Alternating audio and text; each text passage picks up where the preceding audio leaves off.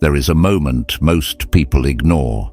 Not loud, not dramatic, just quiet and slightly unsettling. It's the moment you realize how much of your day was never truly yours. You wake up, and before your mind has settled, it's already occupied. Voices, opinions, demands. You respond, you explain, you adjust, and by the time you pause, something inside you feels scattered, not broken, just diluted. I've seen this pattern too many times, not as a theory, but as a habit we repeat without noticing. Speaking when silence would preserve strength, reacting when stillness would reveal clarity, giving attention to things that have no claim over your life. The Stoics understood this without noise or performance. They knew that a man loses himself gradually, not through one mistake, but through constant reaction. And the more he speaks without restraint, the less he sees. So the question is not what you should do next. It is whether you are finally ready to return to yourself. There is a kind of exhaustion that doesn't come from effort. It comes from exposure, from being pulled again and again into things that were never yours to carry. Most people don't notice it at first. It doesn't arrive as collapse. It shows up quietly in small moments, the way your attention drifts without permission, the way your thoughts feel scattered before the day has even begun, the way you react to things you never chose to engage with. And by the end of it, you're not physically tired, but something inside you feels used. I've seen this pattern too many times, not as an idea, but in the way people live. Waking up already behind reaching outward before returning inward, letting the first voice they hear set the tone for everything that follows. It feels normal, automatic, but that's where the problem begins. Because what feels automatic is rarely examined, and what goes unexamined begins to shape you. There was a time I thought this was just how life worked. That constant input meant awareness, that quick reactions meant intelligence, that speaking often meant clarity, that explaining yourself meant strength. But over time, something didn't sit right. Not loudly, just enough to notice. You could move all day and still feel like you went nowhere. You could speak constantly and still feel like nothing of value was said. You could respond to everything and still feel like nothing was truly yours. That contradiction is where most people stay. Active, but not aligned. Engaged, but not grounded. Present, but not centered. And the longer it continues, the more subtle the cost becomes. You stop noticing how often your attention is taken from you. You stop questioning why your mind feels crowded. You begin to accept that this scattered state is normal. But it isn't. It's just common. The Stoics saw this clearly. They didn't call it distraction. They called it living outside yourself, a condition where your thoughts, your reactions, your judgments are shaped by what surrounds you instead of what you choose. You are not directing your attention, it is being directed for you. And once that happens, something more important begins to fade your authority over your own life. I remember watching someone fall into this without realizing it. Capable, disciplined in bursts, always busy, always responding, always explaining what he was about to do. But nothing ever became real. Every idea was shared too early. Every plan was discussed before it was built. Every challenge was reacted to immediately without pause, without thought. And slowly, something changed. Not dramatically, just enough. He became less certain, less focused, less solid. Not because he lacked ability, but because his attention was never fully his. That is where most people lose momentum. Not in failure, but in exposure. In speaking before acting. In reacting before understanding. In giving away their focus before they've even directed it. There is a quiet cost to this that few people recognize. Every unnecessary explanation weakens your position. Every immediate reaction reduces your clarity. every time you check what others think, before you check what you think, you step further away from your own judgment. And the more it repeats, the harder it becomes to see. Because it feels like participation, like engagement, like life. But it isn't. It's drift. And drift doesn't feel dangerous. It feels like movement. That's why it's easy to stay there. You can spend years moving without direction, giving your energy to things that never required it, dividing your attention until it no longer feels like it belongs to you. But if you stop even briefly, you begin to notice something. The way your day is shaped before you touch it. The way your mind fills with noise you didn't choose. The way your reactions come faster than your reasoning. And beneath all of it, a quiet realization begins to form. This isn't control, it just looks like it. The Stoics were precise about this. Control is not managing everything around you, it is governing what is within you, your thoughts, your judgments, your responses, your attention. And attention is where everything begins, because where your attention goes, your life follows. If it is scattered, your life becomes scattered. If it is reactive, your life becomes reactive. If it is directed, your life begins to take shape.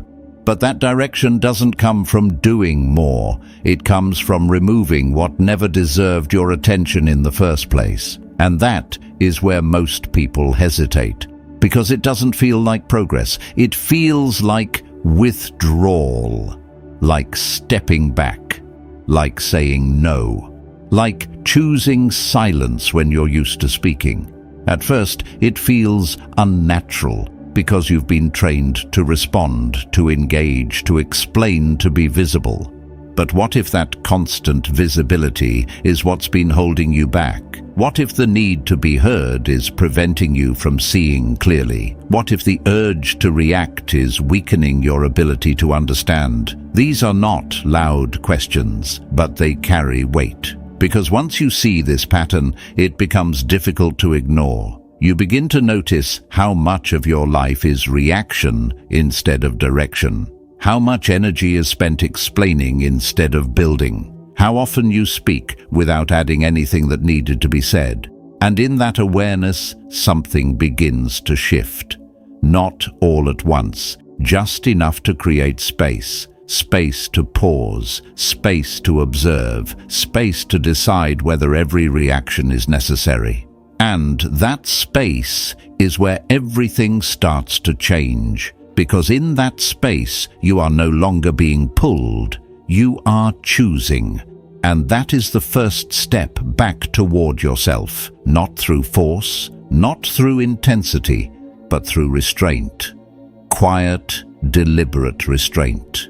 The kind no one sees, the kind you don't announce, the kind that slowly returns your attention to where it was always meant to be, within your control. There is a quiet theft that happens every day, and most people never notice it. It doesn't come with force. It doesn't demand attention. In fact, it depends on the opposite. It depends on your lack of awareness. Your attention is taken in fragments, not all at once, but in small, almost invisible pieces. A notification, a passing comment, a headline, a message that doesn't require your response but receives it anyway. And by the time you reach the middle of your day, your mind no longer feels like a single place. It feels divided. This is not accidental. It is the natural consequence of a life lived without guard. When you don't decide where your attention goes, something else will, and it rarely leads you toward anything that matters. It leads you toward urgency, not importance, toward reaction, not reflection, toward movement, not direction. You begin to spend your time inside other people's priorities, solving problems that are not yours, thinking thoughts that were placed in your mind by someone else's voice. And because this happens gradually, it feels harmless. You tell yourself you're just staying informed, just staying connected, just being responsive. But there is a difference between being aware and being consumed. One sharpens your judgment, the other replaces it. I once watched a man sit down to do something important. Not something urgent, not something visible, but something that required depth, something that required stillness. He opened his work, looked at it for a moment, then reached for his phone without thinking. Just for a second. Just to check something small. But that second became 5 minutes, then 10, then a conversation, then a shift in mood. By the time he returned to what mattered, the clarity was gone. Not because he lacked discipline, but because his attention had already been spent elsewhere. That is how it happens, not through weakness, but through exposure. You don't lose your focus in one decision. You lose it in many small ones that never felt like decisions at all. The Stoics would not have been surprised by this. They understood that the mind, when left unguarded, does not remain neutral. It attaches itself to whatever is most immediate, most stimulating, most emotionally charged. Not what is most meaningful, not what is most aligned, just what is most present. And in a world filled with constant presence, constant noise, constant demands, your attention becomes the most contested territory in your life. But here is the part that most people overlook. The problem is not the noise itself. The problem is your relationship to it. You don't need silence from the world. You need silence within yourself. Because even in a quiet room, a restless mind will find something to chase. And even in chaos, a disciplined mind can remain still. That distinction matters. Most people try to control their environment before they learn to control their response to it. They turn off notifications, step away from distractions, attempt to create space around them. But the real work is not outside. It is in how you meet what appears. Whether you react immediately or whether you pause. Whether you follow the impulse or observe it. This is where attention becomes discipline. Because attention is not just what you notice, it is what you choose to stay with. Anyone can notice something, but not everyone can refuse it. Not everyone can let something pass without engaging with it. That requires restraint. That requires clarity about what deserves your time and what does not. And that clarity is not something you're given. It is something you build, slowly, deliberately, through repetition. You begin to see that not every thought deserves to be followed. Not every message deserves a reply. Not every situation deserves your involvement. And as simple as that sounds, it goes against everything you've been trained to do. You've been taught to respond quickly, to stay available, to prove your awareness by your immediacy. But immediacy is not strength. It is often the absence of control. Seneca once wrote that the greatest remedy for disturbance is delay, not avoidance, not suppression, delay. The space between stimulus and response is where your authority exists. Without that space, you are not choosing. You are being carried, and most people live there. Carried from one reaction to another, from one distraction to the next, never fully arriving anywhere. But when you begin to reclaim your attention, something changes. Not dramatically, just enough to feel it. You start to notice when your mind is about to drift. You feel the impulse to check, to respond, to engage. And instead of following it automatically, you pause. At first, that pause feels small, almost insignificant, but it is not. Because in that pause, you are interrupting a pattern. You are reminding yourself that not everything requires your participation, that not everything deserves your presence, that your attention is not a public resource. It belongs to you, and once you begin to treat it that way, you stop giving it away so easily. You become more selective, more deliberate, more still, and in that stillness something returns. Clarity, not the kind that comes from thinking more, but the kind that comes from thinking less about what doesn't matter.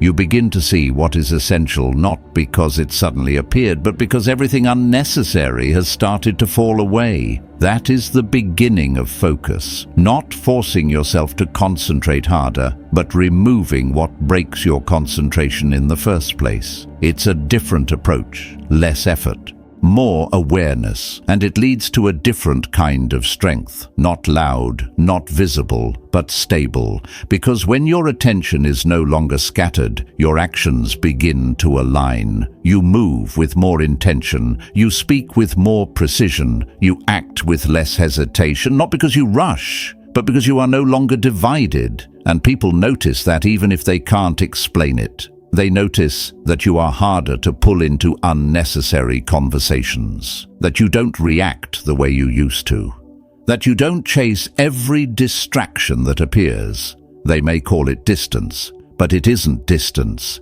it's discipline. And that discipline begins with something simple but difficult to maintain. You stop giving your attention to everything that asks for it, not because you're indifferent, but because you understand the cost. And once you understand the cost, you begin to guard it, quietly, without announcement, without explanation, because not everything needs to be said, and not everything needs to be followed. That is the next step. Learning not just where your attention goes, but where it doesn't. There is another place where people lose more than they realize, and it rarely feels like loss. It feels like expression. It feels like openness. It feels like participation, but beneath it, something else is happening. Every time you speak before you have acted, you release something that was meant to be built. Every time you explain yourself to someone who has no role in your direction, you weaken your own position. Every time you seek confirmation before conviction, you step further away from your own authority. This is not about silence as absence. It is about silence as containment. The ability to hold something without immediately exposing it. The ability to let a thought mature before it is spoken. The ability to build without announcing that you are building. Most people struggle with this. Not because they lack discipline, but because they have been conditioned to externalize everything, to speak early, to share often, to make their process visible. There is a subtle reward in it, a sense of movement, even when nothing has been completed. You talk about your plans, and for a moment, it feels like progress. You explain your struggles, and for a moment, it feels like resolution. You announce your intentions, and for a moment, it feels like commitment. But it is not the same. There is a difference between speaking about something and doing it. And the more you confuse the two, the more you replace action with expression. I once knew someone who had a habit of announcing everything. Every new goal, every new direction, every change he intended to make. He spoke with clarity, with confidence, with conviction. And people responded. They encouraged him, supported him, acknowledged his direction. But weeks later, nothing had changed. The plans remained words. The momentum had already been spent in the telling of it. That is the hidden cost. When you speak too early, you satisfy something in yourself that should have remained unsatisfied.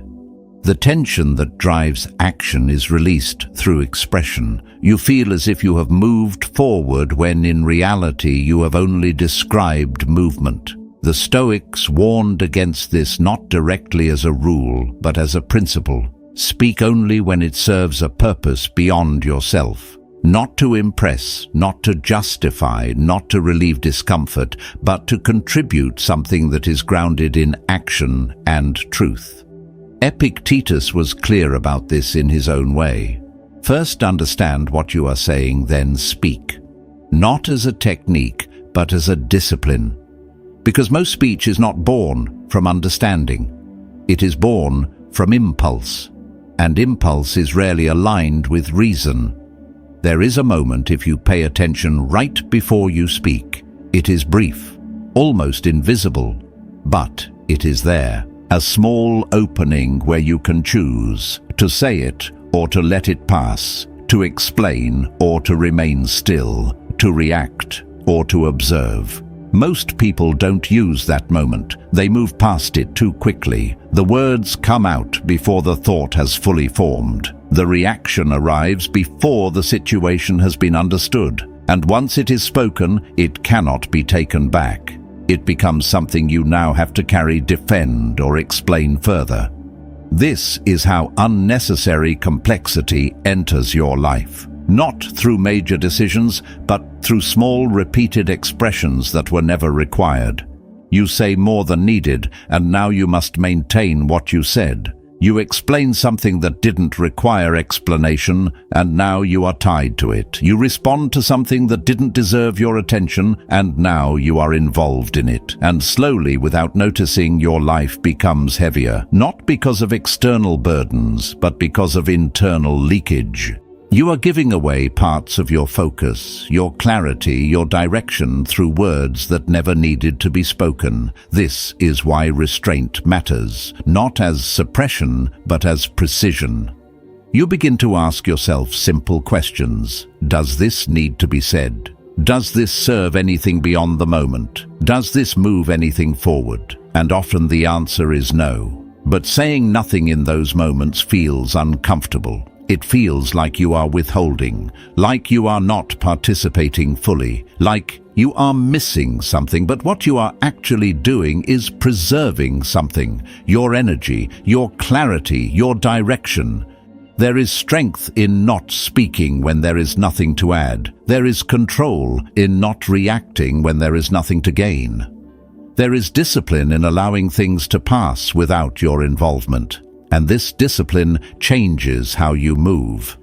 You stop explaining yourself to people who were never meant to understand you. You stop announcing your intentions before they are real. You stop engaging in conversations that do not require your voice. And in doing so, you become more grounded, more contained, more certain, not because you have all the answers, but because you're no longer dispersing yourself in every direction. Seneca wrote about this in a different context, but the principle remains. He spoke of the man who is everywhere but nowhere fully, always involved, always speaking, always reacting, but never fully present in any one place. That is what happens when you don't guard your speech. You spread yourself thin across too many interactions, too many explanations, too many unnecessary words. And what remains is not clarity, it is fatigue. But when you begin to hold your words, something shifts. Your speech becomes slower, more deliberate. Your responses become measured, not immediate. Your presence becomes more noticeable, not because you say more, but because you say less with intention. People begin to listen differently, not because you demand attention, but because you don't give it away freely. There is a weight to silence that most people don't understand. It is not emptiness, it is presence without noise. And in that presence, you begin to see more clearly. You observe more, you understand more, you react less, but when you do act, it is with precision. That is the difference. Most people try to improve their actions without changing their behavior beforehand. They want better outcomes, but they don't examine the habits that lead to them. Speech is one of those habits. If you cannot control when you speak, you cannot fully control how you act. Because the same impulse that drives unnecessary speech drives unnecessary reaction. And until that impulse is understood and restrained, it will continue to shape your life in ways you don't notice. But once you begin to see it, you cannot unsee it. You start to recognize how often silence would have served you better, how many situations would have resolved themselves if you had simply waited, how many misunderstandings were created, not by intention, but by unnecessary words. And that recognition changes your standard. You no longer speak to fill space. You speak when there is something to say. And more importantly, you become comfortable with the absence of speech, with the quiet, with the pause. Because you understand now that not everything requires your voice. And in that understanding, something deeper begins to form. A sense of control that is not dependent on what others say or do. A sense of direction that is not influenced by external noise. A sense of self that is not constantly being projected outward, but held inward, where it can grow, where it can take shape without interruption. That is where real progress begins. Not in what you say, but in what you choose to keep to yourself. At some point, if you continue observing this pattern honestly, a deeper question begins to surface. Not about what you are doing, but about what is actually yours to control. Because once you start withdrawing from unnecessary speech and reaction, you are left with something unfamiliar: space. And inside that space, there is no distraction to hide behind, no immediate response to give. No external noise to follow, just you and the reality of what you can and cannot direct. This is where many people become uncomfortable, not because something is wrong, but because something has been removed. The constant engagement that once filled every moment is no longer there. And without it, the mind begins to look for something to attach to, something to solve, something to control. But the Stoics were clear about this. The confusion in life does not come from having too many problems. It comes from trying to control what was never yours in the first place. Marcus Aurelius returned to this again and again, not as philosophy, but as correction. You have power over your mind, not outside events. And yet most people live as if it were the opposite. They spend their time trying to shape outcomes, influence opinions, predict reactions, and manage things that will never fully respond to their will. And in doing so, they neglect the only domain where their authority is absolute: their own judgment, their own response, their own attention. When you begin to see this clearly, something shifts, not outwardly, inwardly. You stop asking how to control situations, and you start asking how to control your interpretation of them. You stop trying to manage people, and you start observing your reaction to them. You stop chasing outcomes, and you start refining your effort. This is not passivity. It is precision. Because once you recognize what belongs to you, you stop wasting energy on what does not. You no longer feel the need to respond to everything. You no longer feel responsible for every opinion, every outcome, every external movement. You begin to narrow your focus, not out of limitation, but out of clarity. I remember a moment that made this distinction undeniable. Someone spoke in a way that would have triggered me before, dismissive, slightly disrespectful. The kind of tone that invites reaction. And, for a second, the impulse was there, to respond, to correct, to assert something. But instead of moving immediately, I paused, not as a technique, but as a decision. And in that pause, something became clear. His words were not within my control. His tone was not within my control. His perception was not within my control. But my response was entirely mine. And for the first time, it didn't feel like I was suppressing anything. It felt like I was choosing. I chose not to react. Not because I was weak, but because it wasn't necessary. That moment changed something fundamental, because it revealed how much of what we call reaction is actually just habit, a learned pattern of engaging with everything as if it requires our involvement, as if every situation is asking something from us. But most of them are not. They are simply happening, and you are choosing whether to step into them. This is where control becomes real, not in shaping the world around you, but in deciding where you stand within it. Epictetus spoke about this with a level of simplicity that most people overlook. Some things are up to you, some things are not.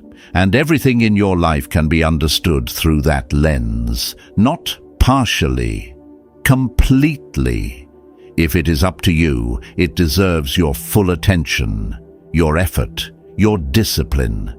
If it is not, it deserves nothing more than acknowledgement, no resistance, no frustration, no unnecessary thought. But living this way requires something that most people avoid: responsibility. Because once you accept that your response is yours, you can no longer blame the situation for how you act within it. You can no longer justify impulsive behavior by pointing to external triggers. You can no longer say, "I had no choice." You always have a choice. You may not control what happens, but you control how you meet it. And that distinction removes a lot of noise. You stop arguing with reality. You stop resisting what has already occurred. You stop replaying things that cannot be changed. And instead, your attention returns to something far more useful. What you can do now, not later, not in theory, now. This is where focus begins to stabilize. Because once you are no longer divided between what you can control and what you cannot, your energy becomes more concentrated. You are no longer pulled in multiple directions. You are no longer reacting to every external movement. You are acting from a defined center, and that center is not influenced by opinion, by noise, by urgency. It is grounded in reason, in clarity, in restraint. There is a kind of calm that comes from this, not the kind that feels soft or passive, but the kind that feels firm. Like something inside you is no longer easily moved, not because the world has become quieter, but because you have. And that quiet is not empty. It is structured. It is intentional. It is chosen. People often misunderstand this. They think that focusing on what you can control limits your life, that it reduces your influence, that it makes you less engaged. But the opposite is true. It removes everything unnecessary so that what remains can be done well.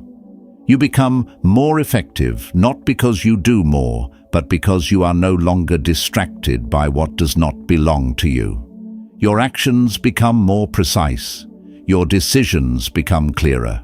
Your responses become measured, and your presence becomes steady. That steadiness is rare, because most people are still reacting, still trying to control what cannot be controlled, still dividing their attention between too many things, still exhausting themselves in directions that lead nowhere. But when you step out of that pattern even slightly, you begin to feel the difference.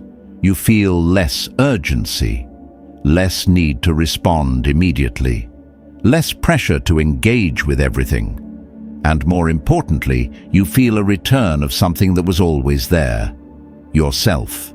Not the version shaped by reaction, but the one shaped by choice. And from that place, something else becomes possible. Discipline, not forced, not imposed, but natural. Because once you know what is yours to control, it becomes easier to direct your effort toward it, and harder to justify wasting it elsewhere. This is where the next step begins, not just understanding control, but living it, quietly, consistently, without needing to prove it. Once you begin to understand what is within your control, a different kind of discipline starts to take shape. Not the kind that forces action through pressure or intensity, but the kind that removes what interferes. And at the center of that discipline is something most people misunderstand: silence. Not as absence, not as withdrawal, but as restraint in its purest form. The ability to hold yourself steady when everything around you invites movement. The ability to remain composed when reacting would feel easier. Silence is often mistaken for weakness because it does not announce itself. It does not argue, it does not defend it, does not try to prove anything. But that is precisely why it carries weight. It is not dependent on external validation. It is not shaped by what others expect. It is chosen, and that choice requires control. I learned this in a moment that could have gone differently. A conversation turned in a direction that was unnecessary.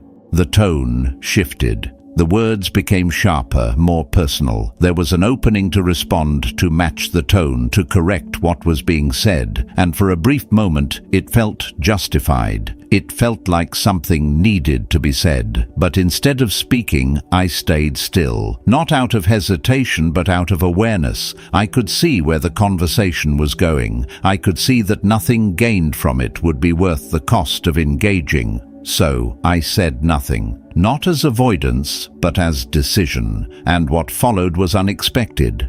The tension didn't escalate. It passed. The moment dissolved on its own without needing my participation. And more importantly, I didn't carry it with me afterward. There was nothing to replay, nothing to defend, nothing to justify. It ended where it began. That is the power of silence.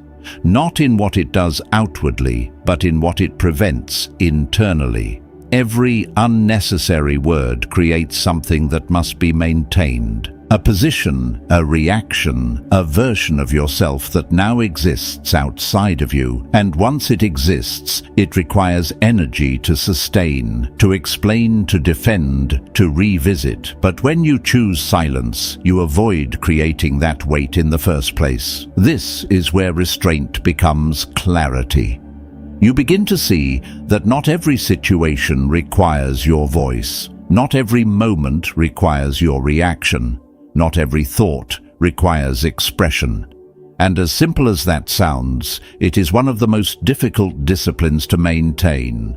Because the impulse to speak is strong. It is tied to identity, to the need to be understood, to the desire to assert control over how you are perceived. But most of that is unnecessary, and more importantly, it is unstable. Because perception is not something you control. No matter how clearly you explain yourself, no matter how precisely you speak, others will interpret you through their own lens, their own experiences, their own assumptions, their own limitations.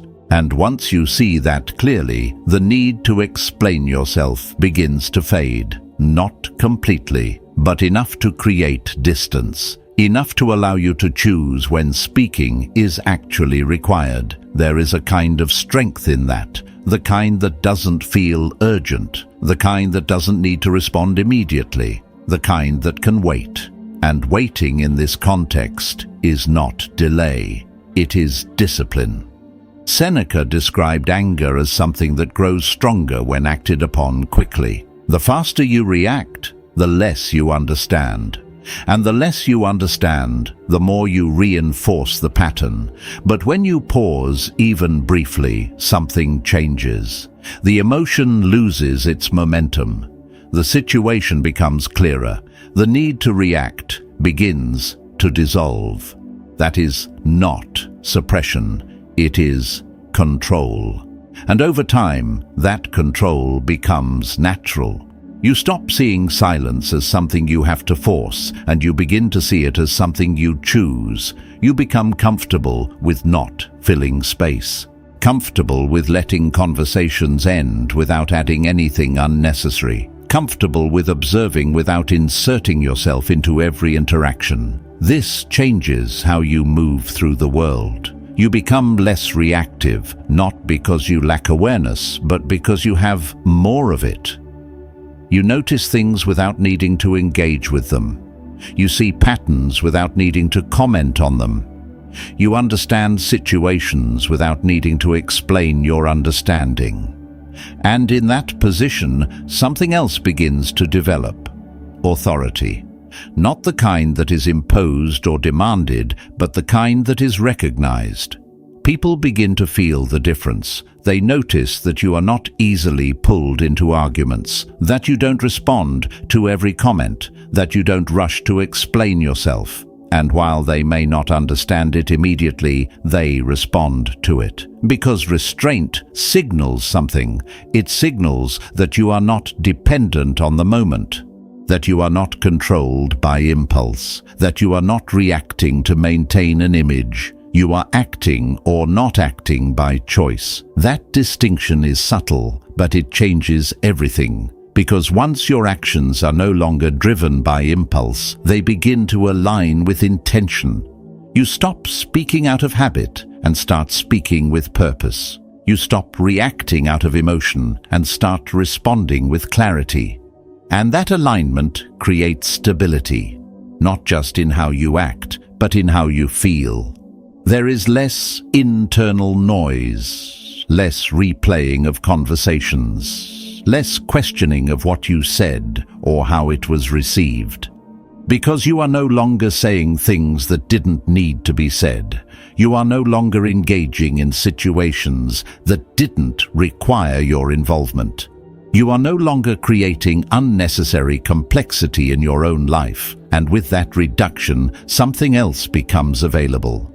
Focus, not forced, not strained, but natural, because your attention is no longer divided between what you said, what you should have said, and how it was interpreted. It is directed, and that direction is what allows progress to take place, real progress, the kind that is built quietly, without announcement, without explanation, without needing to be seen before it is complete. This is where silence becomes more than restraint. It becomes strategy. You begin to understand that what you don't say is just as important as what you do. That what you choose not to engage with shapes your life just as much as what you pursue. That your discipline is not only in your actions, but in your omissions. And once you see that clearly, you stop trying to control everything. You start choosing carefully where to speak, where to act, where to remain still, because not everything deserves your voice, and not everything deserves your attention. Even when you begin to understand the value of silence and restraint, there is a resistance that doesn't disappear easily. It doesn't come from logic, it comes from conditioning. A lifetime of being taught to respond, to engage, to be visible. To prove your presence through activity, through words, through constant availability, and when you begin to step away from that pattern, even slightly, something inside you feels off. Not because you are doing something wrong, but because you are doing something unfamiliar. This is where most people return to old habits, not out of weakness, but out of discomfort. The silence feels unnatural. The restraint feels like absence. The lack of reaction feels like loss of control, even though it is the opposite. And in those moments, the impulse returns to speak, to respond, to insert yourself back into the flow of things. But if you stay with it, if you allow that discomfort without immediately resolving it, something begins to reveal itself. The urge itself is not the problem, it is the automatic obedience to it. There is a difference between feeling the impulse to act and acting on it. Most people never separate the two. The thought appears and it becomes action, the emotion rises and it becomes expression. The moment calls and they respond without pause. But once you begin to observe this pattern, you see that the impulse is not command, it is suggestion, and suggestions can be ignored. This is where discipline deepens, not in what you do, but in what you allow to pass without engagement. You begin to experience moments where your mind pushes you toward reaction, but instead of following you, stay still, not suppressing, not resisting with force, but simply not moving. At first, it feels like holding something back, but over time, it feels like holding something together, yourself. I remember a period where this became very clear. Situations that would have drawn me in before started to appear differently. Conversations that once demanded response now felt optional. Messages that once required immediate attention now felt like something that could wait. And in that space, something unfamiliar started to grow.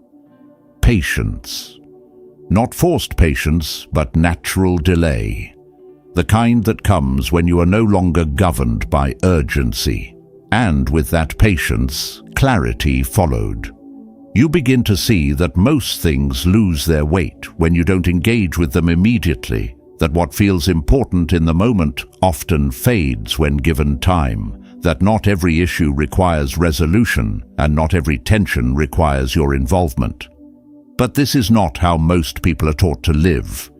They are taught to respond quickly, to stay involved, to be constantly available, to prove their value through their presence. And because of that, stepping back feels like disengagement, like you are missing something. But what you are actually doing is filtering. You are deciding what enters your attention and what does not. And that decision changes everything, because without it, you are exposed to everything, every opinion, every problem, every unnecessary interaction. And over time, that exposure becomes exhaustion, not because of the volume, but because of the lack of selection. You are not choosing what you engage with. You are reacting to what appears. That is not discipline. That is drift. And drift, as subtle as it feels, leads you away from yourself. So the question becomes simple. What do you allow, not what is happening, not what others are doing, but what you choose to engage with, because that choice defines your experience. If you allow everything, you will be shaped by everything. If you filter carefully, you will remain centered. This is not about isolation. It is about direction.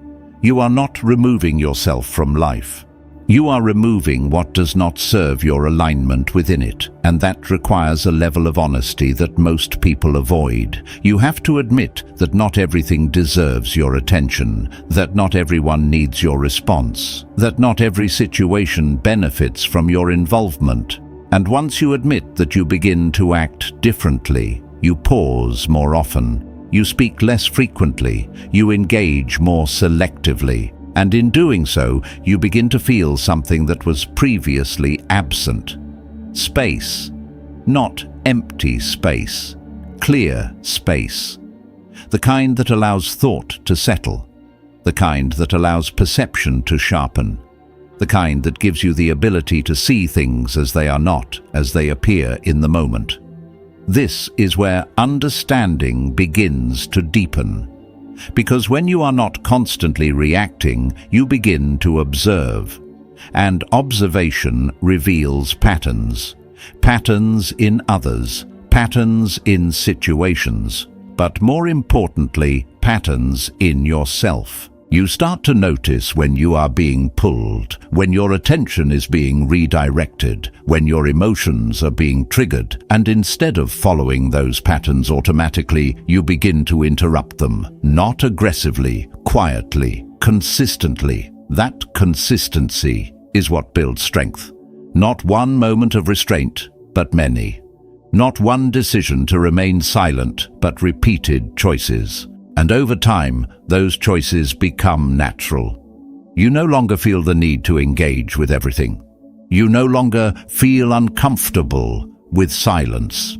You no longer feel compelled to explain yourself.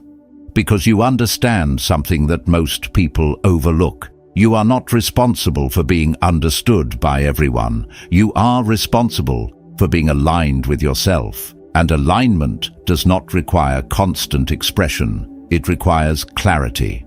Clarity about what matters. Clarity about what belongs to you. Clarity about what deserves your time and what does not. Once that clarity is established, the rest becomes simpler. Not easier, but simpler. Because your decisions are no longer influenced by impulse. They are guided by awareness. And that awareness changes how you move. You stop chasing. You stop reacting. You stop over-explaining. And instead you begin to operate from a place that feels grounded, stable, unmoved by things that once disrupted you. Not because the world has changed, but because you have. And that change is not visible at first. It doesn't announce itself. It doesn't need to.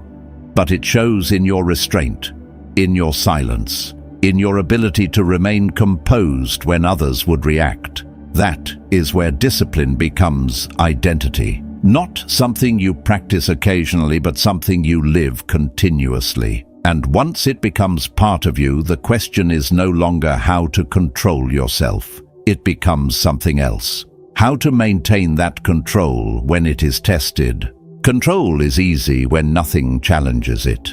Silence feels natural when there is nothing provoking you to speak. Restraint feels effortless when there is no pressure to react. But that is not where discipline is proven. It is proven in the moment, where everything inside you moves in the opposite direction of what you know is right. Not in theory, not in reflection, but in real time when something happens and you feel the immediate pull to respond. That is where most people lose everything they have built. Not because they lack understanding, but because they have not tested it under pressure. There was a moment I remember clearly. Not because it was extreme, but because it was precise. Someone questioned something I'd done, not openly, but in a way that was meant to undermine it. Subtle, indirect, but deliberate. The kind of situation where you feel the need to correct it immediately, to protect what you have built, to make sure your position is clear. And for a second, the reaction was there. The urge to respond, to explain, to set the record straight. It felt justified. It felt necessary. But instead of moving, I paused. Not long, just enough to see what was actually happening. The situation itself was not the problem. The interpretation was. The urge to respond was not coming from clarity, but from the need to protect an image. And once that became visible, the decision became simple. I said nothing. Not because I didn't have something to say, but because it didn't need to be said. And what followed was something most people don't expect. Nothing collapsed. Nothing was lost. In fact, the situation resolved itself without my involvement. The tension passed. The conversation moved on. And, more importantly, I remained unaffected by it. That is where the real difference lies. Most people believe that if they don't respond, they lose control. But the opposite is true. When you react impulsively, you give control away. You allow the situation to dictate your behavior. You allow someone else's words to shape your response. You become part of something that was never yours to begin with. But when you remain still, when you choose not to engage, you keep your position. You stay where you are instead of being pulled into something unnecessary. That is control. Not in changing the situation, but in refusing to be moved by it. This is what real-life tests look like. Not dramatic events, but ordinary moments where your discipline is challenged. A comment that provokes you, a delay that frustrates you, a misunderstanding that invites correction. These are the points where your habits reveal themselves. Not what you say you believe, but what you actually do when something presses against you. And most of the time, the pressure is not external. It is internal. The need to respond, to correct, to defend. The need to prove something, to be seen, to be understood. But if you look closely, none of that is required. It only feels required because you are used to acting on it. The Stoics trained themselves to see this clearly. They didn't eliminate emotion. They understood it. They recognized that the first reaction is not the final one.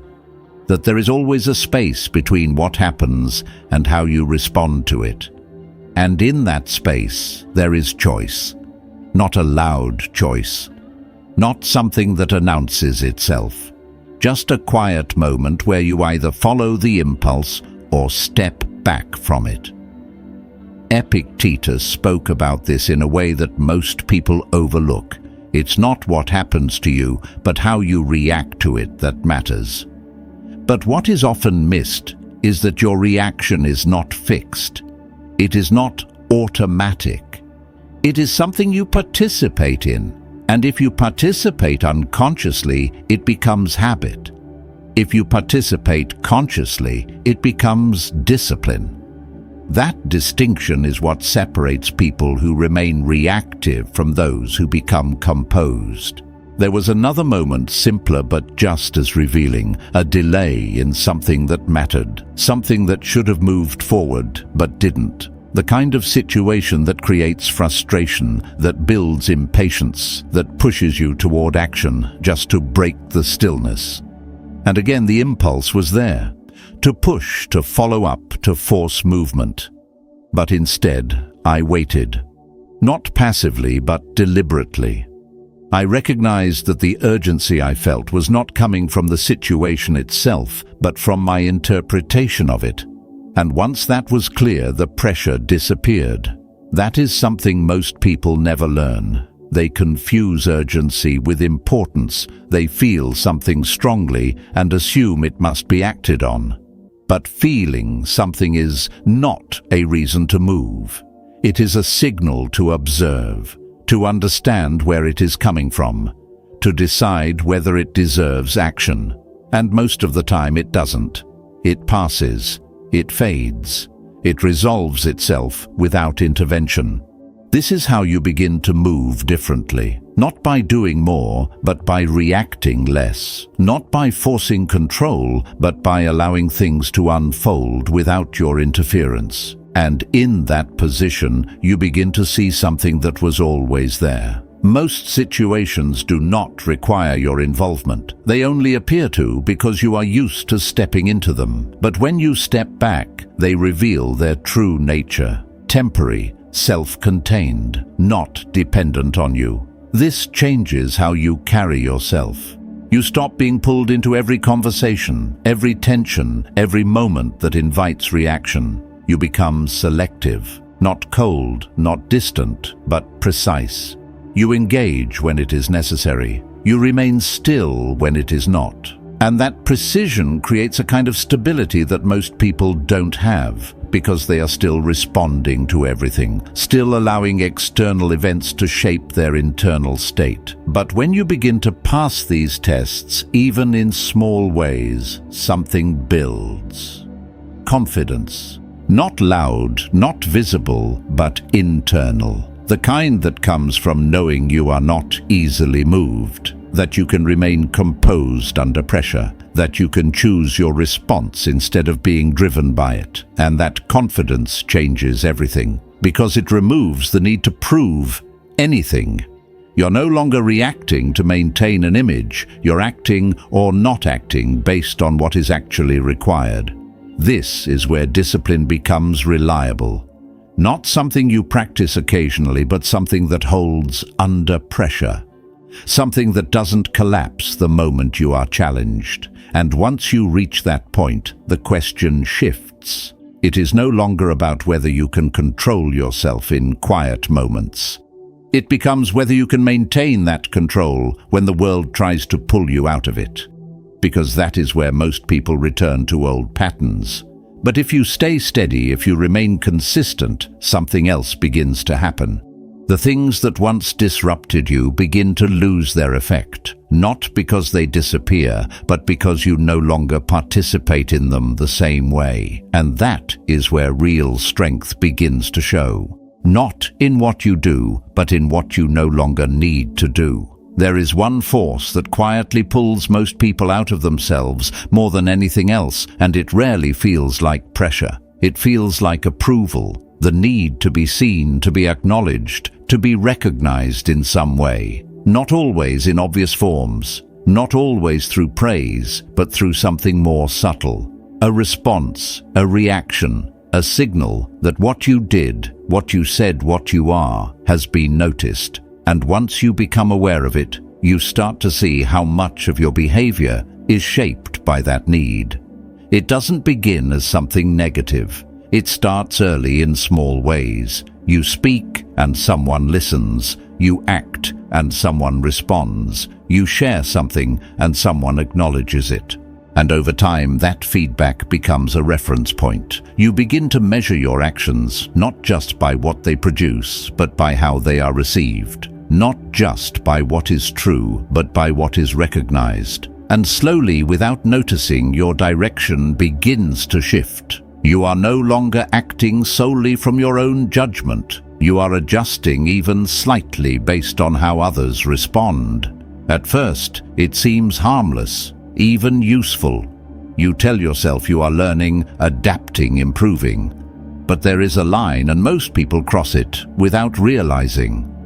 The moment your sense of direction depends on external response, you are no longer fully in control of it. You begin to anticipate reactions before you act. You begin to filter your decisions through what others might think. You begin to seek alignment, not with your own standards, but with the approval of others. And that is where something important is lost, because approval is unstable. It shifts. It changes depending on who is observing what they value, what they expect. What is praised in one moment is dismissed in another. What is supported by one person is questioned by another. And if your actions are tied to that, your direction becomes unstable as well. I've seen this happen in ways that are almost invisible. Someone starts with clarity, a clear intention, a clear path. They move with purpose, with focus, with a sense of internal alignment. But as they begin to share what they're doing, as they begin to receive feedback, something shifts. Not immediately, but gradually, they start adjusting, not because they need to, but because they want to maintain that response. They start speaking more about what they're doing. They start checking how it is being received. They start measuring their progress, not by what has been built, but by how it is perceived.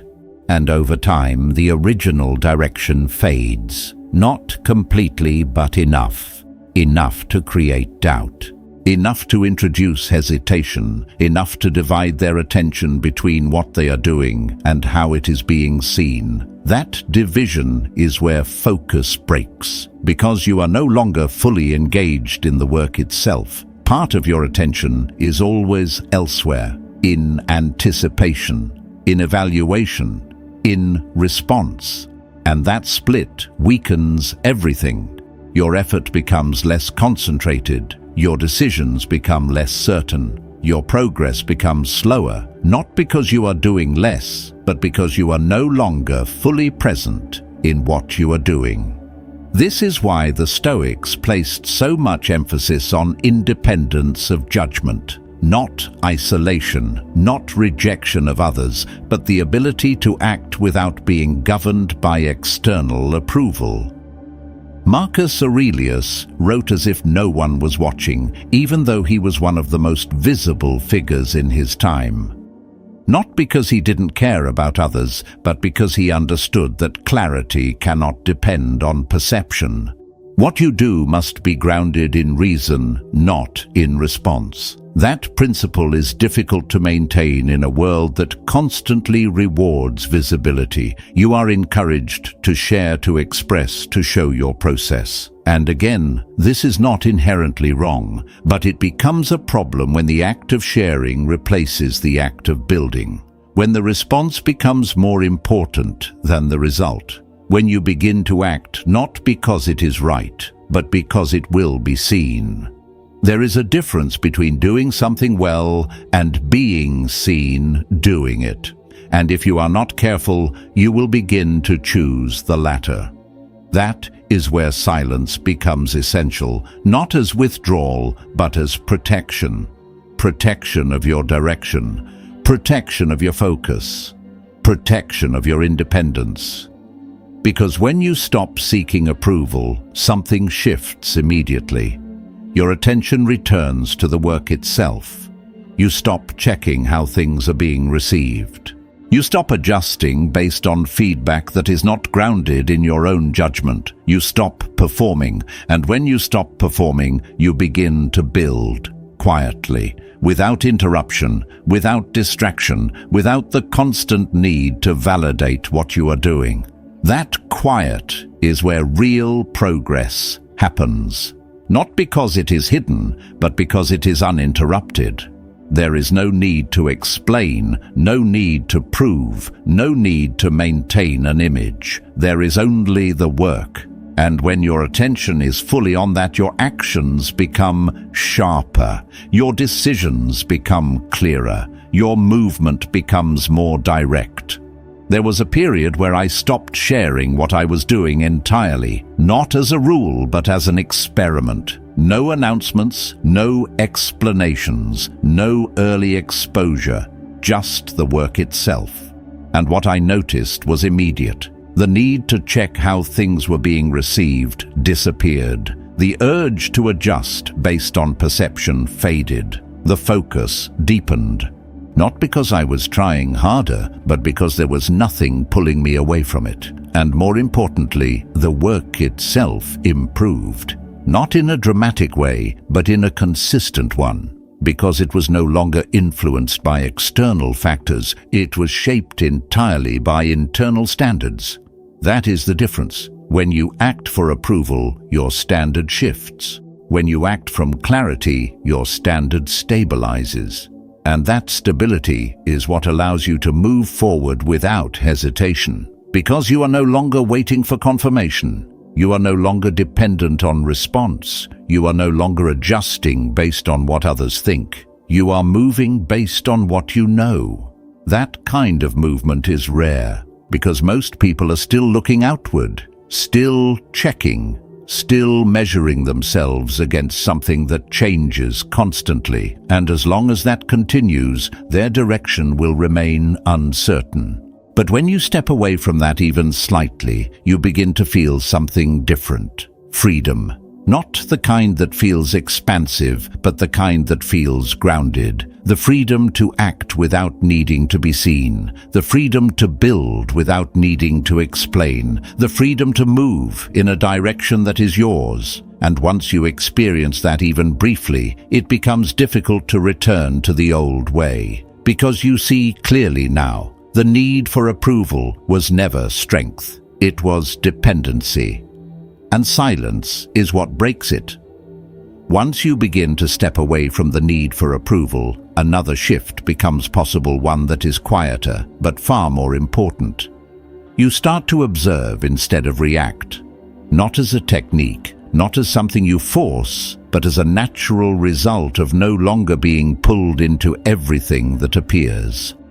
Observation is different from passivity. It is not standing back out of fear or hesitation. It is seeing clearly before deciding whether anything needs to be done at all. Most people skip this step. They move from stimulus to response without ever passing through understanding. And because of that, their actions are shaped by the moment, not by reason. There is a difference between experiencing something and interpreting it. The experience is immediate. It happens without your permission. A word is spoken, a situation unfolds, something shifts. But interpretation is where your involvement begins. It is where you assign meaning, where you decide whether something matters, whether it deserves attention, whether it requires action. And if you are not careful, that interpretation becomes automatic.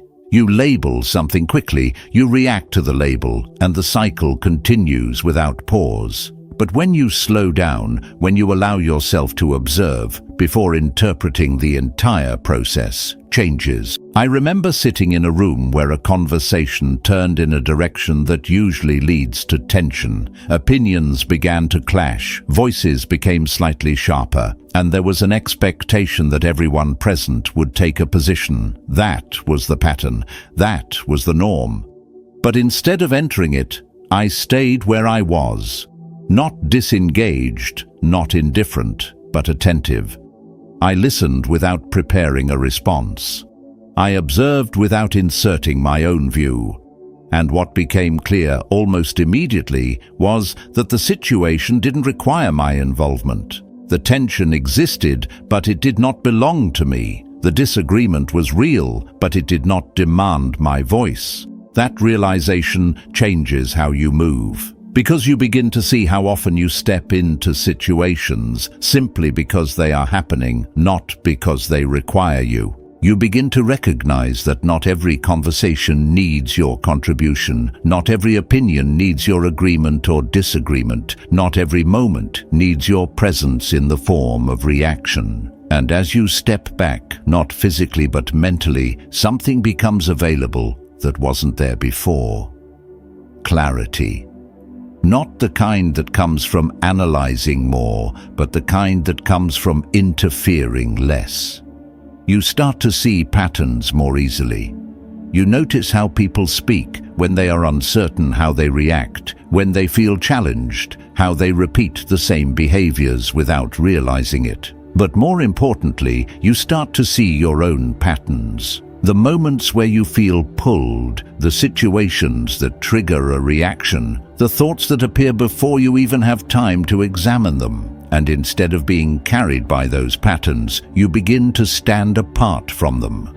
This is what the Stoics practiced with precision. They understood that the first impression is not the final truth, that what appears to you is not necessarily what is, and that between appearance and judgment there must be space. Because without that space, you are not seeing clearly. You are reacting to what you think is happening, not to what actually is.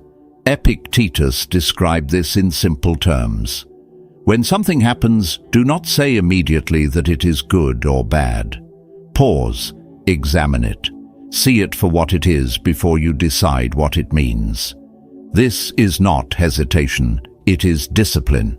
It is the refusal to let your first reaction define your understanding. And this discipline becomes powerful over time, because once you stop reacting immediately, you begin to notice how often your initial interpretation is incomplete. You realize that what felt urgent was temporary, that what felt personal was not directed at you, that what felt significant was actually minor.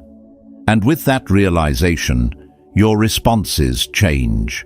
Not because you are forcing yourself to behave differently, but because you are seeing differently. There is a calm that comes from this. Not the absence of activity, but the absence of unnecessary movement. You are still present, still aware, still engaged when needed. But you are no longer pulled into everything. You are no longer reacting to every shift in your environment. You are choosing when to act, when to speak, when to remain still. And that choice creates stability. Because your behavior is no longer dictated by external changes. It is guided by internal clarity. You are not moving because something happened. You are moving because you decided to. That distinction is subtle, but it changes everything. Most people believe they are acting freely, but if you look closely, their actions are responses. They are shaped by what others do, what others say, what others expect. Their behavior is tied to the environment. And as the environment changes, so do they. There is no fixed point, no stable center. But when you begin to observe instead of react, you create that center. You become less dependent on what is happening around you, less influenced by what others think, less affected by situations that once pulled you in. Not because you are disconnected, but because you are grounded, and that grounding allows you to act with precision. When you speak, it is because there is something to say. When you act, it is because it is necessary. When you remain silent, it is because nothing needs to be added. There is no excess, no unnecessary movement, no wasted energy. This is where discipline becomes efficient, not in how much you do, but in how much you avoid doing. Because every unnecessary action drains something. Attention, time, clarity. And when those are preserved, your capacity increases. You are able to focus more deeply, to think more clearly, to move more deliberately. And over time, this creates a kind of presence that is difficult to define but easy to recognize. You are not rushed, not reactive, not scattered. You are steady, and that steadiness affects everything. Your work becomes more consistent. Your decisions become more reliable. Your interactions become more measured, because you are no longer responding to every input. You are selecting what deserves your response. That selection is what most people lack. Not intelligence, not ability, but the discipline to choose, to say no internally before saying anything externally, to let things pass without engagement, to observe without needing to react. And once that discipline is established, something else becomes possible. A different kind of focus. Not the kind that requires effort to maintain, but the kind that emerges naturally when there is nothing pulling you away from it. And that is where the next shift begins. Not in observing the world, but in directing yourself within it. When observation becomes natural, when you are no longer pulled into everything that appears, a different opportunity opens. You begin to direct yourself. Not in a loud or forceful way, but in a quiet, consistent one. Direction is not something most people lack in theory. They know what they should do. They have ideas, plans, intentions. But direction requires something more than knowing. It requires the ability to hold your attention on what matters long enough for it to take shape. And that is where most people lose it. Not because they are incapable, but because their attention is never fully theirs. The beginning of this shift is often found in the simplest part of the day. The moment you wake up, before anything external has entered your mind, before any message, any voice, any demand. That moment is usually brief, but it carries weight, because it is one of the few times where your attention is not yet divided. And what you do with that moment sets the direction for everything that follows. Most people give it away immediately. They reach for something external before they have even settled internally. They allow the day to begin from the outside instead of from within. And once that happens, the direction is no longer theirs. It has already been influenced, already been shaped, already been fragmented. But if you hold that moment even briefly, something changes. You sit without input, without reaction, without reaching outward, and in that stillness you begin to see clearly. Not everything, just enough. Enough to decide what matters today, enough to identify what is within your control, enough to set a direction that is not based on urgency, but on intention. This is not a ritual, it is not something you perform, it is a decision to begin from yourself instead of from the world. I remember when I first started doing this consistently. It felt insignificant at first. Just a few minutes without movement, without noise, without distraction. But over time, it revealed something important. The clarity that comes from stillness is different from the clarity that comes from thinking. It is quieter, more stable, less influenced by what is happening around you. And once you experience that, it becomes difficult to ignore, because you begin to see how much of your previous direction was not truly yours. How often you were reacting instead of choosing. How frequently your actions were shaped by what appeared, not by what you intended. This is where direction becomes real, not in what you plan, but in what you actually follow through on, because intention without focus is nothing. And focus without direction is wasted. But when the two align, something begins to move. Not quickly, not dramatically, but steadily. You begin to act on fewer things, but with more depth. You stop trying to manage everything and start focusing on what actually matters. You reduce the number of directions you are moving in, and as a result, your movement becomes more effective. There is a difference between being busy and being directed. Busy is reactive. It responds to whatever appears. Directed is selective. It chooses what deserves attention and ignores the rest. And that selection is what creates progress. I once watched someone work through this shift in a very clear way. He had always been active, always involved, always moving between tasks. But nothing ever seemed to complete. There was always something else pulling him away. Another message, another request, another distraction.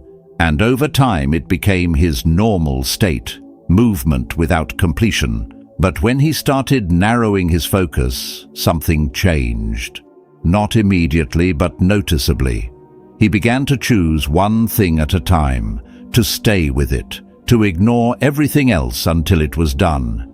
And at first, it felt slow, almost uncomfortable, because he was used to constant movement.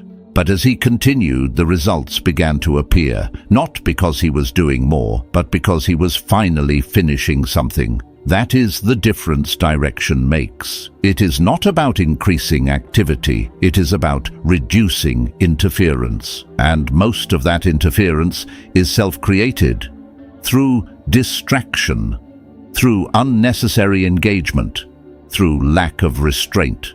But once those are removed, even partially, your capacity increases. You are able to stay with something longer, to think more clearly, to act more precisely. And that precision is what leads to real progress. Not scattered effort, but concentrated action. This is where discipline becomes visible, not in what you say, but in what you complete. Not in how often you move, but in how consistently you follow through. And that consistency builds something that cannot be faked. Trust. Not from others, from yourself. Because every time you follow through on something you chose, you reinforce something internally.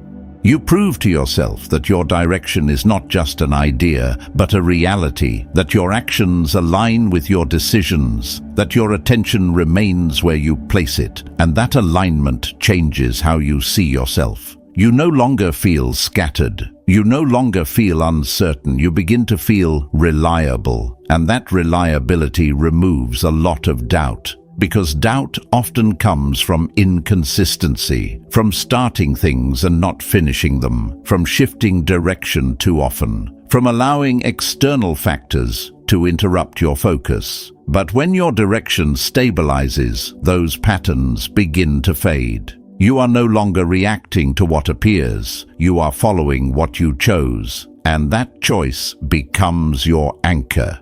Something that holds you in place when everything else is moving, something that allows you to remain steady even when distractions are present. Because distractions do not disappear. They remain, but they lose their effect, because your attention is no longer available to them, and that is what changes everything.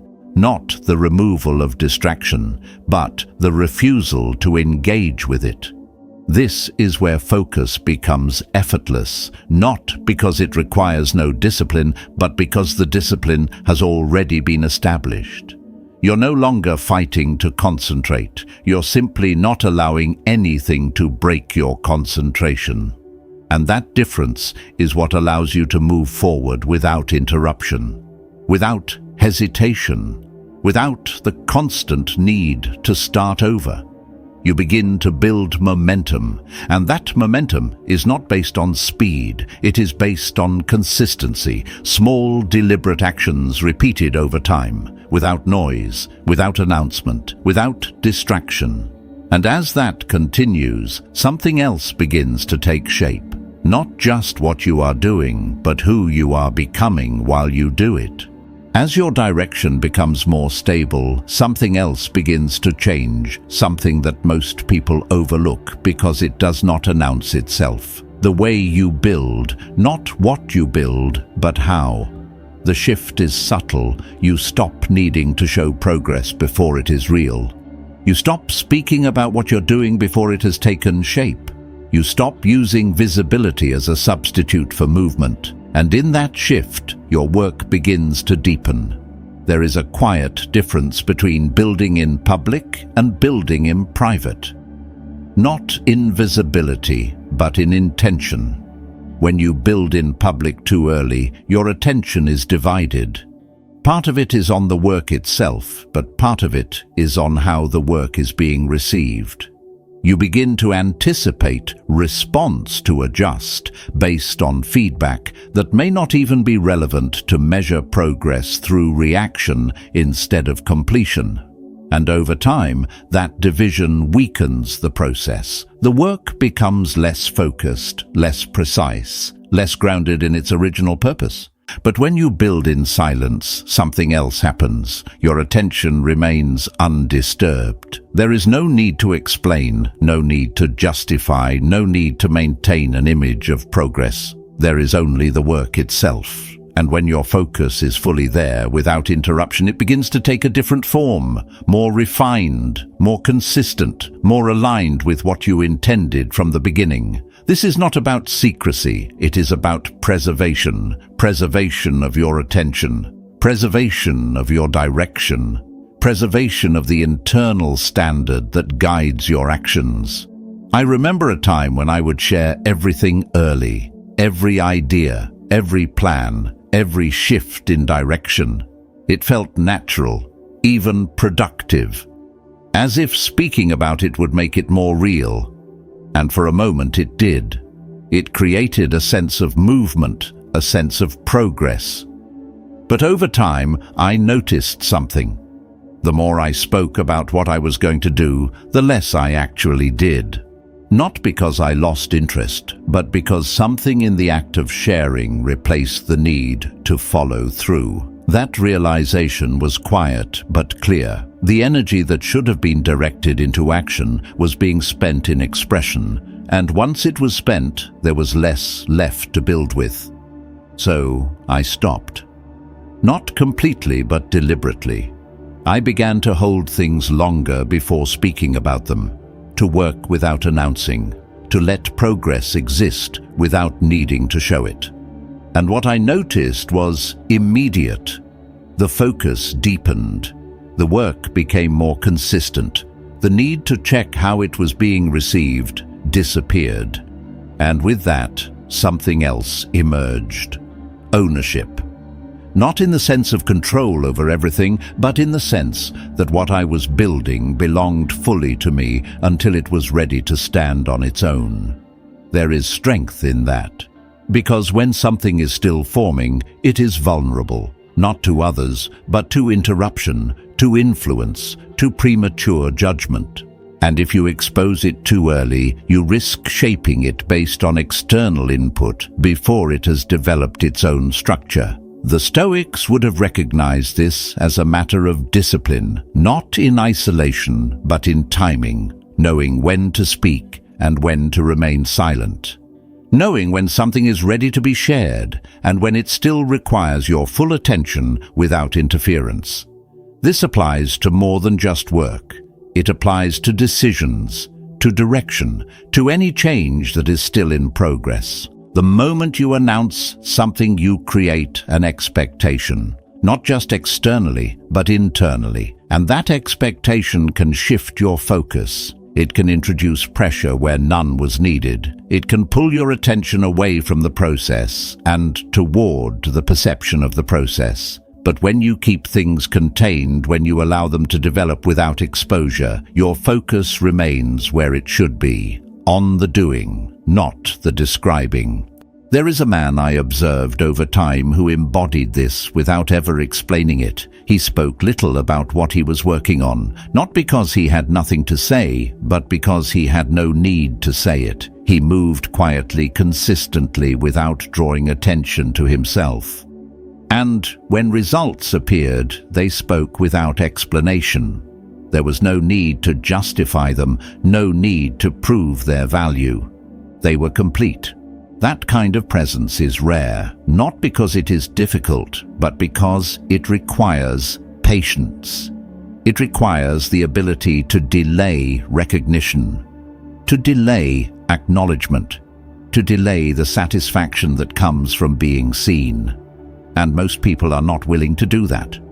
They want to be recognized early, to feel progress before it is complete, to receive feedback before something has been fully formed. But that desire comes at a cost. It interrupts the process. It divides attention. It weakens execution. And, over time, it creates a pattern where nothing is ever fully finished. Always started, always discussed, rarely completed. But when you remove that pattern, when you commit to building without announcement, something stabilizes. Your actions become more consistent. Your focus becomes less dependent on external factors. Your progress becomes measurable, not by reaction, but by completion. And that changes how you see yourself. You are no longer someone who talks about what they are going to do. You are someone who does it, quietly, without needing to be seen in the process. And that identity reinforces itself, because every completed action strengthens it. Every moment of restraint supports it. Every decision to stay silent when speaking would have been easier builds it. This is where discipline becomes self-sustaining. Not because it requires less effort, but because it is no longer opposed by distraction.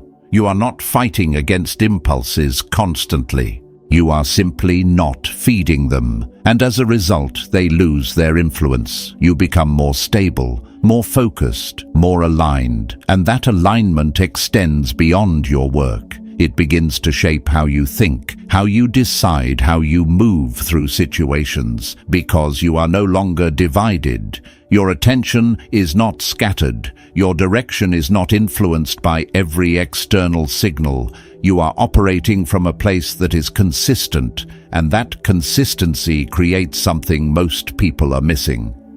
Momentum. Not sudden, not dramatic, but steady. And steady momentum is what builds anything real. Without noise, without interruption, without the need to prove anything before it exists, and as that continues, something deeper begins to form. Not just discipline in action, but identity in alignment. As this quiet discipline continues, something subtle begins to reorganize inside you. It is not a sudden change, not something you announce or even fully notice at first, but a gradual shift in how you move through everything. The space between stimulus and response becomes wider. The need to react begins to loosen, and in that space, your actions start to come from a different place. Not from urgency, not from impulse, but from intention. This is where the transition happens. You are no longer simply avoiding distraction or holding back unnecessary speech. You are beginning to act deliberately. Deliberate action is different from controlled action. Control still carries tension. It suggests that something must be managed, restrained, held in place. But deliberate action has a different quality. It is not forced. It is chosen. It arises from clarity, not from resistance. And once you begin to operate from that place, your behavior changes in ways that are difficult to describe but easy to feel. You are no longer reacting to what appears. You are deciding how to engage with it. There was a time when I would respond to things almost automatically. A message would come in and I would reply. A situation would arise and I would act. A thought would appear and I would follow it. It felt efficient. It felt like I was staying on top of everything. But over time I realized something. I was not directing anything. I was moving from one reaction to another, from one input to the next, never fully choosing what I was doing. And because of that, there was no real consistency, no real alignment. When that began to change, it didn't happen through force. It happened through awareness. I started noticing the moments where I had a choice, where I could respond immediately or wait, where I could act or hold. And instead of defaulting to movement, I began to consider. Not every time, not perfectly, but enough to create a difference. And that difference grew. I remember one particular moment that made this clear. I was working on something that required focus, something that had no immediate reward, no visible progress. In the middle of it, a distraction appeared, a message that would normally take only a minute to respond to, something small, something easy, and the impulse was immediate. To stop what I was doing, to respond, to clear it from my mind.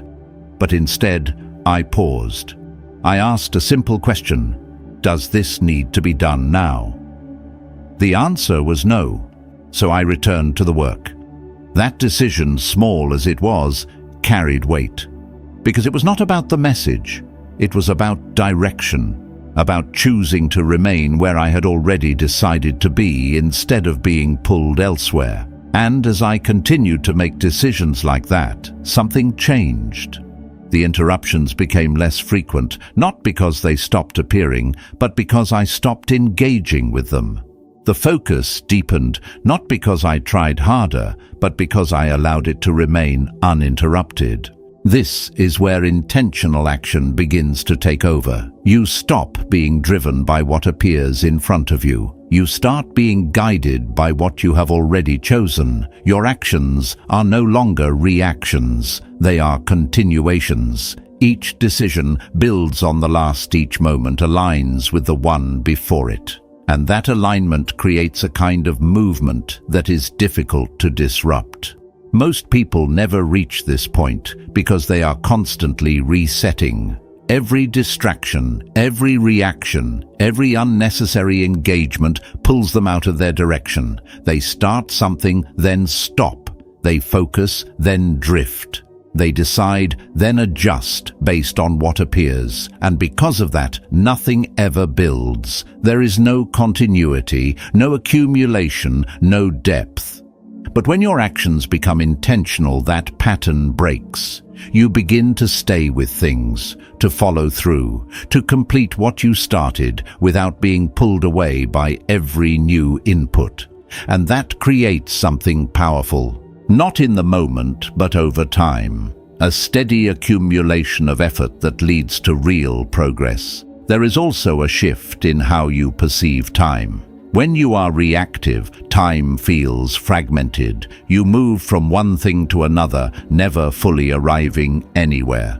The day passes, but nothing feels complete. But when you act deliberately, time begins to feel different. Slower, more continuous, more structured. Not because it has changed, but because your attention is no longer divided. You are present in what you are doing, fully. And that presence allows you to see things more clearly, to think more deeply, to act with greater precision. You begin to notice details you would have missed before. You begin to understand situations more fully before responding. You begin to move with a level of control that does not feel forced because it is not. It is the result of alignment, and that alignment affects more than just your actions. It begins to shape your identity. Not in the sense of how others see you, but in how you see yourself. You no longer think of yourself as someone who is easily distracted, easily pulled, easily influenced. You begin to see yourself as someone who chooses, someone who decides, someone who remains where they place their attention. That shift is quiet, but it is foundational, because once you see yourself that way, your behavior follows. You stop tolerating unnecessary interruptions. You stop allowing yourself to drift without noticing. You stop engaging with things that do not serve your direction. Not out of force, but out of clarity. And that clarity simplifies everything. You are no longer trying to manage complexity. You are reducing it. You are removing what does not belong. You are focusing on what does. And in that simplicity, your actions become more effective. Not because you are doing more, but because you are doing what matters without interruption. This is where discipline becomes natural. Not something you have to remind yourself of, but something that is already present in how you move. You do not need to force yourself to stay focused. You simply do not allow yourself to break focus. You do not need to control every action. You act from a place where control is already established. And as that continues, something deeper begins to form, a sense of trust, not in others, in yourself. Because you have seen that when you choose something you follow through, that when you direct your attention, it stays, that when you decide to act, it is not easily interrupted, and that trust removes a lot of uncertainty. You are no longer questioning whether you will do what you intend. You know, because you have done it repeatedly, quietly, without announcement, without distraction, and that is what allows the next shift to happen, not just in how you act, but in how you carry yourself within everything you do. As this pattern continues, as your actions begin to align with your decisions, something deeper takes shape beneath the surface. It is not visible in what you say, and it does not need to be proven in what you do. It forms quietly through repetition, through restraint, through consistency. Self-respect, not the kind that depends on recognition, not the kind that is built on comparison, but the kind that emerges when your behavior matches your standards without exception. Most people speak about self-respect as if it was something to claim, something to declare, but in reality, it is something you build in private. Every time you follow through on what you said you would do, even when no one is watching, it grows. Every time you choose silence instead of reaction clarity, instead of impulse direction, instead of distraction, it strengthens. And over time, it becomes something you no longer question. I remember a period where this became undeniable. Not because anything dramatic happened, but because nothing needed to. The same situations that once created tension no longer had the same effect. The same distractions that once pulled my attention no longer carried weight. And the same impulses that once felt automatic now felt optional. Not because I forced them away, but because I no longer identified with them. That is where self-respect changes everything. It removes the need to prove yourself. You are no longer reacting to maintain an image, no longer speaking to confirm your position, no longer acting to be seen. You are simply operating from a place where your actions are already aligned with what you value. And because of that, there is nothing to defend. This is difficult for most people to understand because they are still measuring themselves externally. They look at how they are perceived, how they are treated, how they are recognized, and from that they decide how they feel about themselves. But that is unstable because perception changes, treatment varies, recognition comes and goes, and if your sense of self is tied to that, it will always be uncertain. But when your self-respect is built internally through consistent behavior, it does not shift with external conditions. It remains steady. You know what you have done. You know what you have not done. You know where you stand regardless of what others say or think. And that knowledge creates a kind of confidence that does not need to be expressed. It shows in how you carry yourself, in the way you move without urgency, in the way you speak without excess, in the way you remain composed when others expect reaction. There is a difference between someone who is trying to appear confident and someone who no longer needs to. One is driven by perception, the other is grounded in certainty. And that certainty is built through alignment. You say less because there is less to prove. You react less because there is less to defend. You engage less because there is less that requires your involvement. And in that reduction, your presence becomes more defined, not louder, clearer. There was a man I once observed who carried this in a way that was difficult to ignore. He did not speak often, and when he did, it was direct, measured without unnecessary detail. He did not involve himself in every situation, nor did he feel the need to respond to every opinion. And yet when he acted, there was no hesitation, no uncertainty. His decisions were not explained, but they were understood.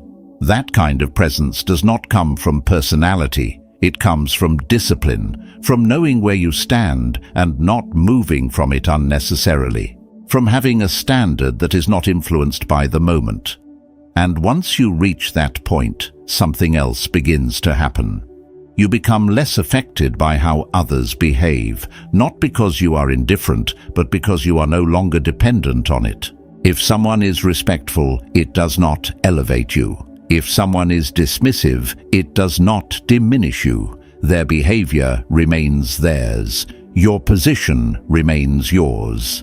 This is where emotional control becomes natural, not forced, not managed, but inherent, because you are no longer giving external events the authority to shape your internal state. That authority has been reclaimed, and with it, a certain calm begins to settle. Not the kind that comes from avoiding difficulty, but the kind that remains even when difficulty is present. Because you are not reacting to everything that appears, you are choosing what to engage with. And that choice creates stability. You begin to feel less scattered, less influenced, less divided. You're not pulled in multiple directions. You're not adjusting constantly based on what is happening around you. You're steady. And that steadiness extends into everything. Your work becomes more consistent because your attention is not divided. Your decisions become more reliable because they are not influenced by impulse. Your interactions become more measured because you are not reacting to maintain an image. Everything begins to align, and that alignment reinforces itself. Because the more you act in accordance with your standards, the stronger those standards become, and the stronger they become, the easier it is to maintain them. This is how self-respect builds, not through declaration, through repetition, through quiet consistency, through choosing what is right over what is easy again and again until it no longer feels like a choice. It feels like who you are, and once it becomes part of your identity, something shifts permanently. You no longer ask how to stay disciplined. You simply do not step outside of it, because stepping outside of it would feel unfamiliar, out of place, not aligned with who you have become. And that is where the next transformation begins. Not in how you see yourself, but in how you relate to others from that place of stability. When your center becomes stable, when your actions are no longer driven by impulse or shaped by external pressure, your relationship with others begins to change in ways that are both subtle and undeniable. Not because you are trying to change how you relate, but because you are no longer approaching interactions from the same place. You are no longer seeking something from every exchange, no longer looking for validation agreement or recognition. And because of that, your presence becomes different, more grounded, more contained, less reactive. Most relationships are built on a kind of quiet dependency, not always obvious, not always acknowledged, but present. The need to be understood, to be agreed with, to be treated a certain way. And when those expectations are not met, tension appears, disappointment, frustration, the urge to correct, to explain, to shift the dynamic. But when your sense of self is no longer tied to those outcomes, that pattern begins to dissolve. You are still present, still engaged when it matters, but you are not attached to how the interaction unfolds. I remember a conversation that would have affected me differently in the past. Someone spoke in a way that was dismissive, not openly hostile, but enough to signal a lack of respect. Before I would have addressed it immediately, not aggressively, but with a need to correct the tone, to re-establish position. But in that moment I saw it clearly. Their behavior was theirs. It did not define my position unless I allowed it to. And instead of reacting, I remained as I was, composed, unmoved, The conversation continued, but without tension, without escalation, without any need to prove anything. That is where relationships begin to shift. Not because others change, but because you no longer participate in the same way. You are not pulled into unnecessary conflict. You are not engaging in conversations that lead nowhere. You are not defending yourself in situations that do not require defense. And because of that, something interesting happens. People adjust. Not always consciously, but they notice. They notice that you are not easily influenced, that you do not respond the way they expect, that you do not escalate when given the opportunity, and over time they begin to meet you differently. Not because you demand it, but because your behavior sets a boundary without needing to express it. This is what most people misunderstand about respect. They believe it is something you gain by asserting yourself, by correcting others, by making your position clear through words. But real respect is often established through what you do not do, through what you do not tolerate, through what you do not engage with. And that is communicated not through explanation, but through consistency. When you do not react to disrespect, not out of avoidance but out of clarity, you remove its impact. You do not reinforce it by engaging with it. You do not give it energy, and without that energy, it has nowhere to go. It either dissolves or reveals itself more clearly, allowing you to decide whether the interaction deserves to continue at all. This is where detachment becomes practical. Not as a concept, but as a way of moving. You are no longer attached to how others behave, how they respond, how they perceive you. You allow them to be as they are, while you remain as you have chosen to be. And that separation creates a kind of freedom that is difficult to describe, but easy to feel. You are no longer adjusting yourself to fit every interaction. You are not changing your tone, your position, your behavior based on who is in front of you. You remain consistent, and that consistency creates trust, not just from others, but within yourself. Because you are no longer shifting based on external influence. You are acting from a stable center. There is also a quiet shift in how you listen. When you are not preparing a response, not waiting for your turn to speak, not trying to steer the conversation, you begin to hear more clearly. Not just the words, but the intention behind them, the patterns in how people speak, the things they repeat, the things they avoid, the way they reveal themselves without realizing it. And that awareness changes how you engage. You speak less, but when you do it, carries weight. You ask fewer questions, but they are more precise. You respond only when there is something to add, not just to maintain the flow of conversation. And that changes the dynamic, because most people are used to noise, to constant exchange, constant reaction, constant movement.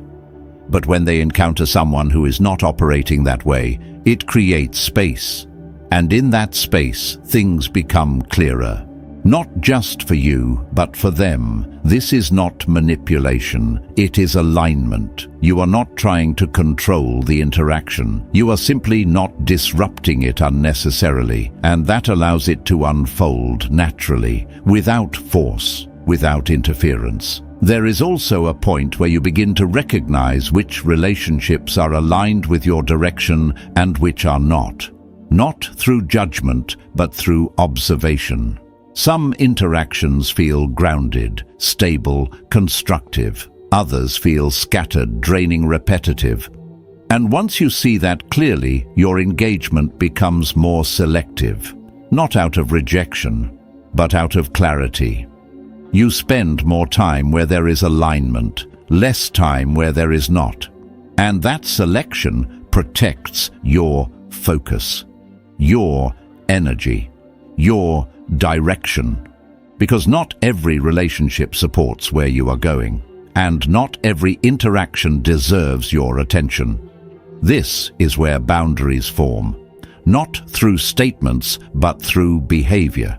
You do not need to explain why you are less available. You do not need to justify why you do not engage the same way. Your actions communicate it. Quietly, consistently, and over time, those boundaries become understood, not because they were announced, but because they were maintained. This is where your internal stability begins to shape your external environment, not by forcing change, but by removing what no longer fits. And as that continues, your interactions become simpler, more direct, more aligned. There is less tension, less misunderstanding, less need to correct or clarify, because you are no longer creating unnecessary complexity. You are not over-explaining, not overreacting, not over-engaging. And that simplicity allows your attention to remain where it matters, on what you are building, on how you are moving, on who you are becoming. Because at this stage, the focus is no longer just on avoiding distraction or maintaining discipline. It is on sustaining a way of being, one that does not depend on others, one that does not shift with circumstances, one that remains consistent regardless of what appears. And from that place, the final shift begins, not in what you do, but in how you exist within everything you do. At this stage, the change is no longer something you practice. It is something you live. Not because you decided to adopt a new way of thinking, but because the old way no longer fits. The constant reaction, the need to explain the impulse to engage with everything that appears, these patterns begin to feel out of place, almost foreign. Not because they disappeared completely, but because you no longer move in alignment with them. And when something no longer aligns with who you are, it becomes easier to leave it behind. This is where reconstruction happens. Not in a dramatic sense, not through force or intensity, but through quiet consistency. The person you were shaped by distraction, reaction, and external influence is no longer being reinforced, and without reinforcement, it fades. In its place, something more stable begins to form, a way of thinking, a way of acting, a way of being that is not easily disrupted. I remember noticing this shift in a moment that would have passed unnoticed before.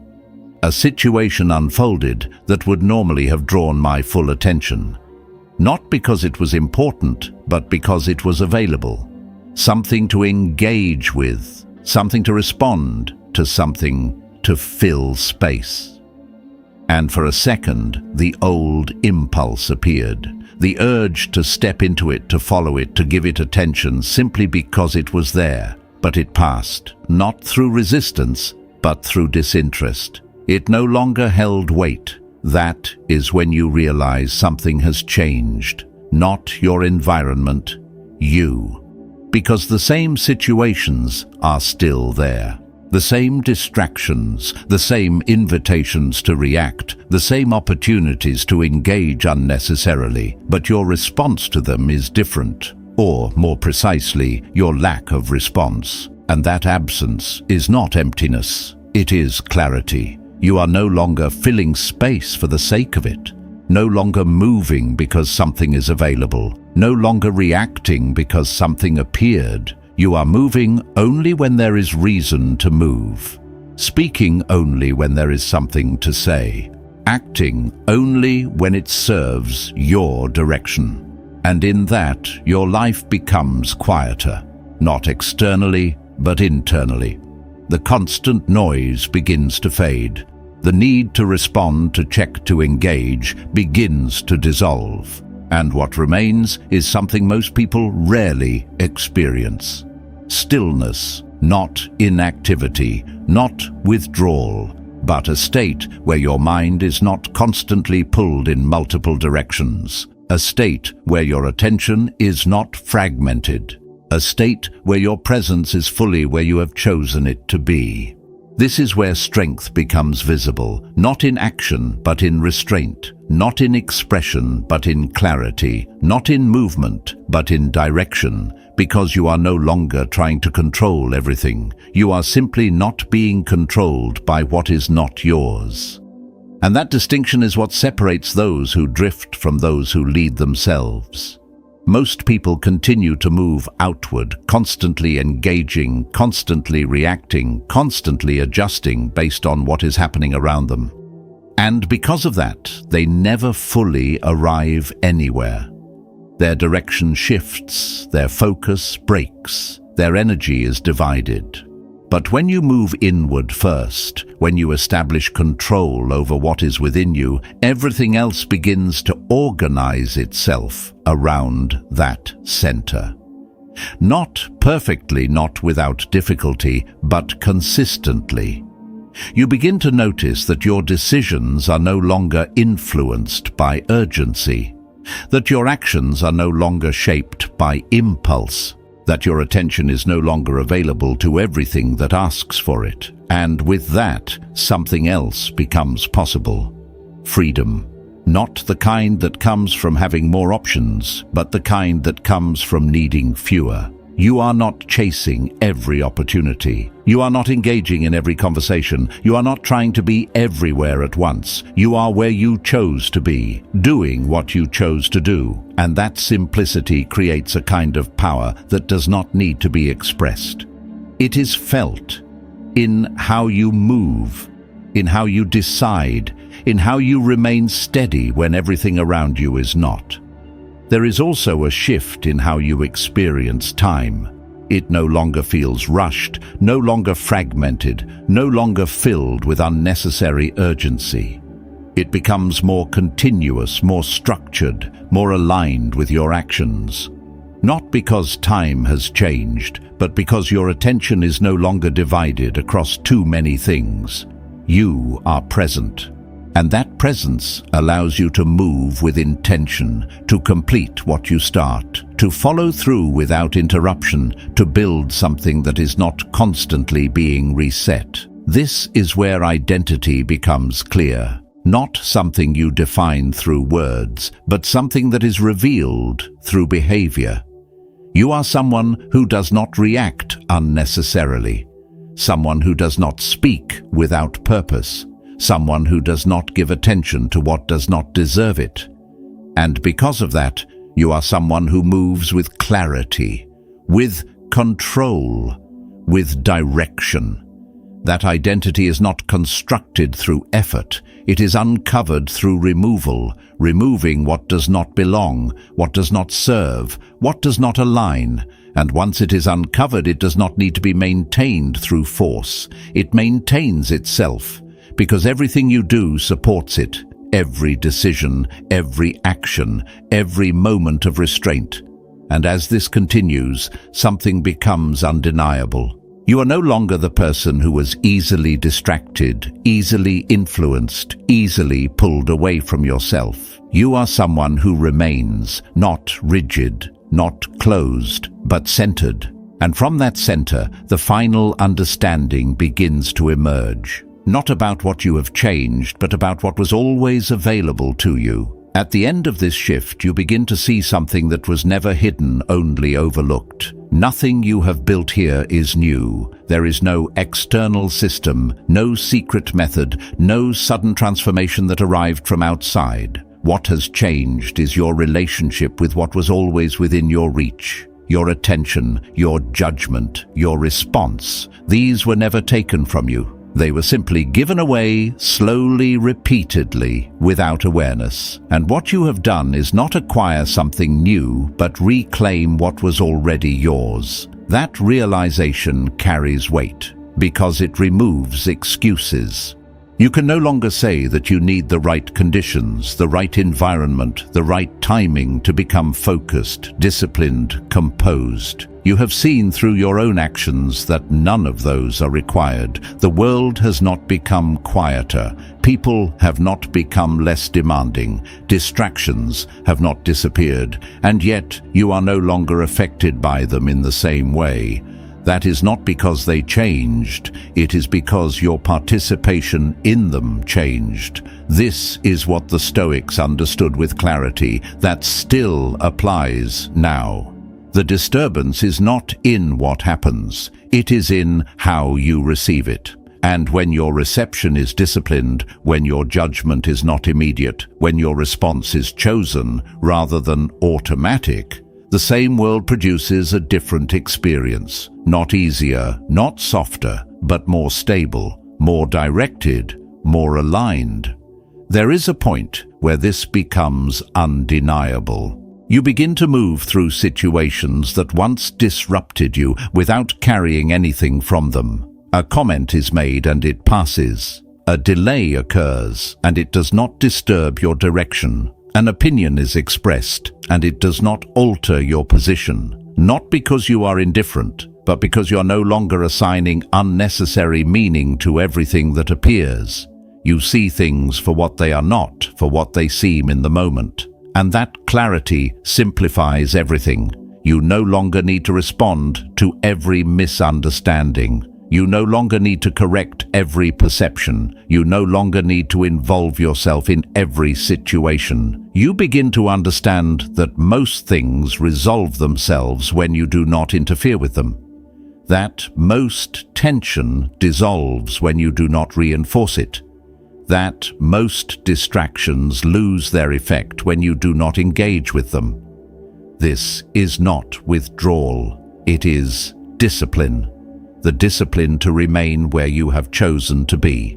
The discipline to hold your attention instead of giving it away. The discipline to act when it is necessary and remain still when it is not. And over time, this discipline becomes effortless. Not because it requires no awareness, but because it is no longer opposed by habit.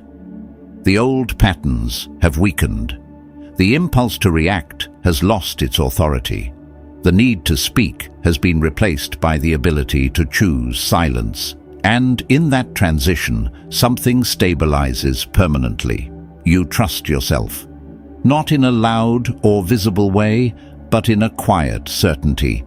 You know that when something appears, you will not be pulled into it unnecessarily. You know that when a decision is required, you will not be rushed into it by urgency.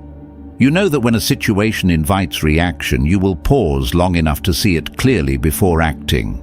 That trust is what allows you to move without hesitation. Because hesitation often comes from doubt.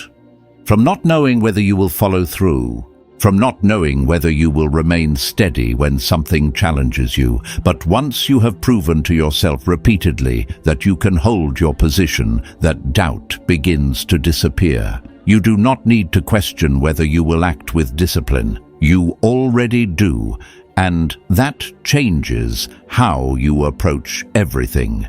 You no longer prepare yourself to deal with distraction. You simply do not engage with it. You no longer remind yourself to stay focused. Your focus remains where you place it. You no longer try to control your reactions. You do not allow them to form without examination. This is where the work becomes quiet, almost invisible, because it is no longer something you are trying to do. It is something you are not stepping away from. And from that place, your life begins to take on a different shape. Not because you are forcing change, but because your actions are no longer interrupted by what does not belong. You begin to see results that are consistent, progress that is steady, movement that is aligned, not dramatic, not immediate, but real, and more importantly, sustainable, because it is not dependent on motivation, not dependent on external pressure, not dependent on anything outside of what you control. It is built on something far more stable, your ability to remain, to stay with what you have chosen, to not be pulled away by what appears. And that ability is not something that needs to be displayed. It does not need to be proven. It is evident in everything you do, in how you move, in how you decide, in how you remain steady when others are not. This is what it means to focus on yourself and stay silent, not as a rule, not as a technique, but as a way of being, a way of moving through the world without being shaped by everything in it. A way of maintaining control without trying to control everything. A way of building something real without needing to announce it. And once you reach this point, the question is no longer what you need to change. It becomes something else. Whether you are willing to continue living this way, quietly, deliberately, without distraction, because the habit that changes everything is not something you do once. It is something you choose again and again, and that choice is always yours. There is nothing here you need to chase, nothing you need to prove, only something to return to: your attention, your judgment, your ability to remain where you have chosen to be. The world will not become quieter, people will not demand less. Distractions will continue to appear just as they always have. But now you see them differently. You understand that not everything deserves your response, and not everything requires your voice. What remains is simple. Hold your position, guard your attention, act with reason. Let what is outside of you stay outside of you. If this reflection stayed with you, leave a quiet mark below. Focus inward. And if you choose to continue this path, you will find your way back here, not through noise, but through discipline. Stay with yourself. That is enough.